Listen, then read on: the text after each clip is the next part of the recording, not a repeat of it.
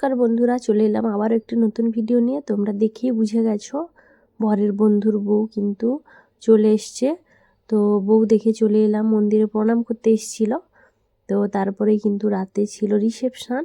দেখো পাড়ার সবাই কিন্তু বেরিয়ে পড়েছি আমরা একসঙ্গে খেতে যাব বলে। তো ওই দেখো মানে পাশের রুমের যে কাকিমা জেঠিমা বা আমার যে ননদ টনদ হয়, তো ওরা কিন্তু সবাই একসঙ্গে আমরা দেখো বিয়ের গেটের কাছে অলরেডি চলে এসেছি। তো এসেই কিন্তু আমরা একটু কফি পকোড়া এগুলো খেয়েছিলাম।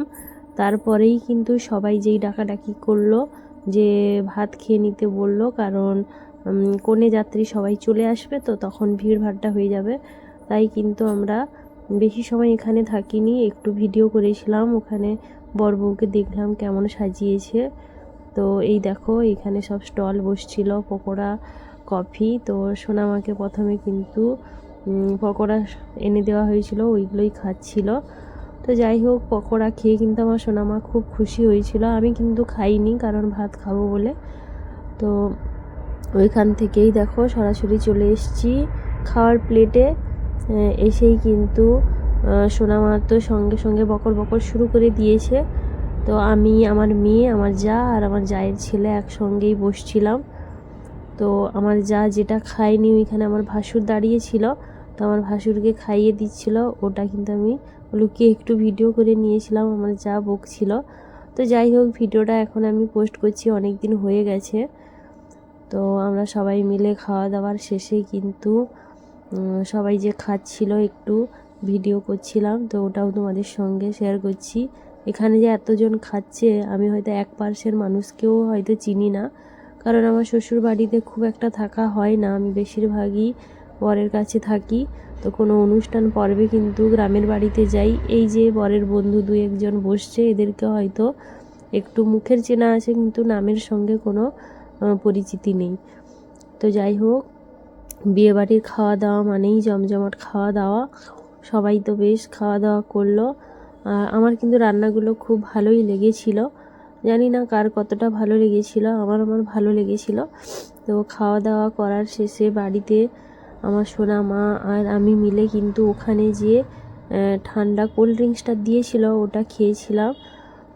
তো আসার পথে হয়েছে কি যে একটা পুজো বাড়ি ছিল, তো ঘর তুলতে এসেছিলো বোম টোম ফাটিয়ে। সোনামা ওটা দেখে কিন্তু খুব ভয় পাচ্ছিল। তো রাস্তায় গিয়েও আমরা ঘুরে এসেছিলাম একটু। তো এসে আবার একটুখানি আমি বর বউয়ের ভালোভাবে ফটো তুলতে পারিনি বলে ফটো তুলতে গেছিলাম। তো ফটো তুলতে গিয়েও কিন্তু ভালোভাবে ফটো তুলতে পারিনি, কারণ বউ দাঁড়িয়েছিল, বর নিচে বসছিল। আমি ওদেরকে চিনিও না জানিও না যে ওদেরকে গিয়ে বলবো যে তোমরা একটু ঠিকভাবে এসে দাঁড়াও, তোমাদের একটা ফটো তুলবো, তাও হয়নি। আর তোমরা সবাই কম বেশি জানো আমি ফটো তুলতে ভিডিও করতে খুবই ভালোবাসি। ভিডিও ভাইরাল হোক আর না হোক, কেউ দেখুক আর না দেখুক, আমার যেন মনে হয় আমি যে আনন্দের মুহূর্তগুলো কাটাই সবার সঙ্গে একটু করে শেয়ার করি। তো যাই হোক এই দেখো খাওয়া দাওয়া এখনও চলছে। তো আমরা বেরিয়ে আসার পরেই কিন্তু কনে যাত্রী সবাই এসছিল। তো আমরা বেশি সময় ওখানে আমরা যাওয়ার আগে কিন্তু বরের বন্ধুরা মিলে ওদেরকে গিফট করে দিয়েছিল, যে ওদেরকে কিন্তু কুলার দিয়েছিল।